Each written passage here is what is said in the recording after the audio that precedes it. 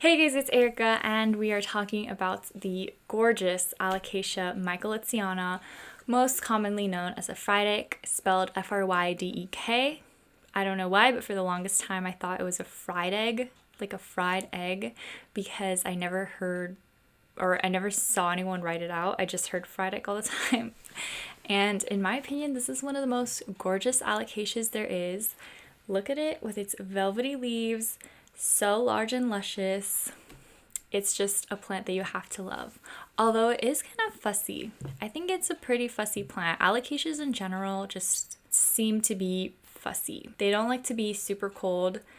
They don't like to be super wet, and they don't like to, well, actually they attract bugs super easily. Spider mites are like drawn to them. They see an alocasia and they're ready to attack. So starting off with the light requirement, the Frydek does like higher light.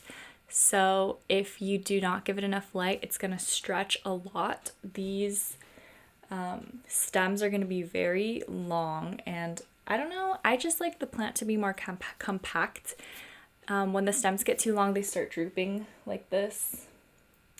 Well, their leaves droop for all kinds of reasons, but I've found that I like to give it more light so that the stems will be a little bit shorter. Not direct sun though. I don't know if I mentioned that, but do not put them in direct sun. They will burn. Their leaves are so like fragile. They're so fragile, so you do not want to put that into direct sunlight. I keep my alocasia kind of next to the squirrel light. It's a little bit difficult to do so because they do dramatically lean wherever the light is coming from, so you kind of do have to rotate them every single day. Well, at least in my case, I have to rotate it every single day, otherwise it's gonna flop over from all the weight being on one side of the plant. You can see where the sunlight was recently. Actually, it's pretty rounded out right now, so that's okay. So that's kind of their sunlight requirements. I would not give them low light. So if you put it in a north window, directly on the north window is okay. And then for the under windows, I think it's fine. And for watering this plant, you want to let it dry out before you water it again, because if you keep watering it too much, of course the roots are going to rot, but then there's also the bulb that could rot. And if the bulb rots, then the plant is going to die. It's going to be a very sad thing to happen. So make sure you let the soil dry out before watering again. And for the soil, of course, you want a really well draining mix.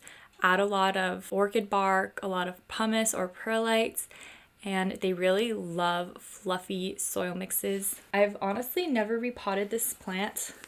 I've had it for over a year now, and I have not repotted it. I think it's doing fine. The soil mix it came in was really good, so I've been able to leave it in here.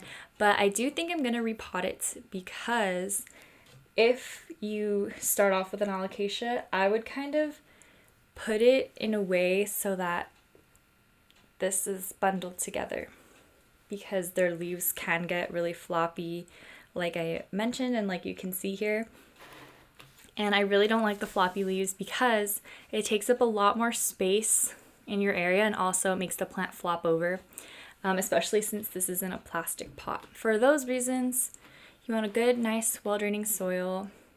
And as you can see here, the bottom tips of this one is starting to get it, but this leaf is one of the older leaves, and you can see that it does have a yellowing tip, and that is from inconsistent watering. So I let this plant go too long without its next watering before I watered it, and that's what causes these yellowing leaves.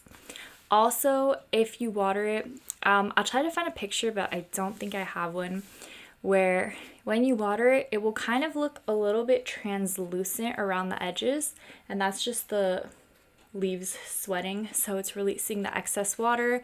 You can see some drips even coming off from the bottom, and it's fine. It goes back to being full and not translucent. I'm not sure if translucent is the right word, but it looks kind of translucent. So that will happen the day after you water, or if you water it too much. So yeah, they're very fussy. Not like a calathea, but they're pretty fussy. I feel like every time I talk about my Frydek or just alocasias in general, I always have to emphasize how prone they are to spider mites, especially right now when I'm uploading this video. It's fall, we're going into winter time, especially when you have the heater going on and the house is dry and really warm. That is when spider mites come out and they attack your poor little alocasia. I have a photo here of what a leaf looks like when you have spider mites. It kind of, like, at a glance, it could possibly look like your leaf is sunburned, but it's not. It just has spider mites. So it looks a little bit white. It looks kind of dusty. You can't rub it off though. That's going to be permanent if your leaf has that. So like I said, I had this plant for over a year and it's gotten spider mites twice. And if you let it go on for a really long time, you're gonna have to cut off leaves. So at one point, this plant only had one leaf on each bulb. And it's very scary when that happens. It shouldn't be too scary because if it gets too cold, if they're in too cold of an environment, alocasias do go dormant. So all their leaves will fall off and the bulb is still intact and alive, and it will come out in the spring again.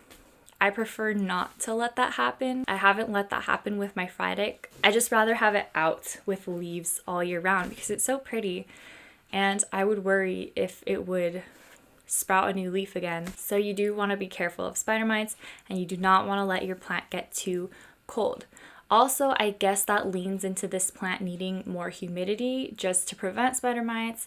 Also, this plant does grow better in higher humidity, but it's not necessary to have a humidifier for it. So if you don't have one, it's okay. It's not gonna die on you if you don't have a humidifier. And unfortunately, for propagation of this plant, you cannot take cuttings. So I would not be able to cut off this leaf and get a whole new plant out of that. They grow by rhizomes. So a new rhizome will pop out and then a new plant will sprout. So you can see here, there are two little plants here in separate bulbs. So if I wanted another plant, I would go down to the root section where they're connected, cut that, and then pot them separately. So technically the only way is by splitting them, like taking their babies, kind of like how for Pilea peperomioides, you would kind of gather the babies that pop out and then pot them in a separate pot. That's the same for this. I haven't yet tried to split these up. I like having them in the same pot, but it would be pretty easy. You kind of also, I would recommend to make sure that there are enough roots on the bulb that you're splitting, just to give it a higher chance of survival. So like I said, you can see this plant does have a drooping leaf that's just over here, and I found that happens quite a lot for this plant, especially if there is a new leaf coming in. Whenever, not every single time, but most of the time, whenever a new leaf is growing in and the oldest leaf on that bulb will yellow and fall off. I honestly am not sure that when that old leaf is yellowing and falling off, if it's better to cut it off right away when you see it yellowing or to leave it on until it falls off by itself. So there are two different trains of thoughts that I have and that I've heard. I don't know which one is better. Sometimes I'll leave it. Sometimes if it's hanging all floppy like this and it bothers me too much, I'll just cut it off. So I would encourage you, if it bothers you, to cut it off, and if it doesn't, you can just leave it on. But the two trains of thought are that one, to cut it off because it's taking up energy that the plant should be putting into sprouting its new leaves. So just cut it off so that the plant can devote its energy to all of the leaves that are okay and its new leaf.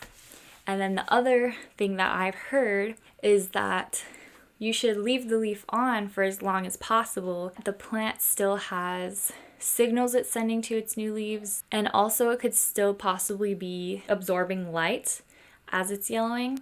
So you want to wait as long as possible while it's still doing its thing and contributing energy to the plant. So yeah, I'm not 100% sure which of those is true. I just cut it off if it's bothering me, and if it's not, then I'll leave it on until it falls off by itself. So I believe that covers everything that I wanted to cover in this plant. Like I said, it's really such a gorgeous plant. Like this plant, it has a special place in my heart. And the only thing is that it can sometimes be a little bit, a little bit sassy or a little bit dramatic. And that's okay though, because it's such a gorgeous plant. It can be sassy. Let me know if you have any questions. I'll try to answer them as best as I can. But other than that, thank you guys so much for watching, and I will see you in the next one. Bye!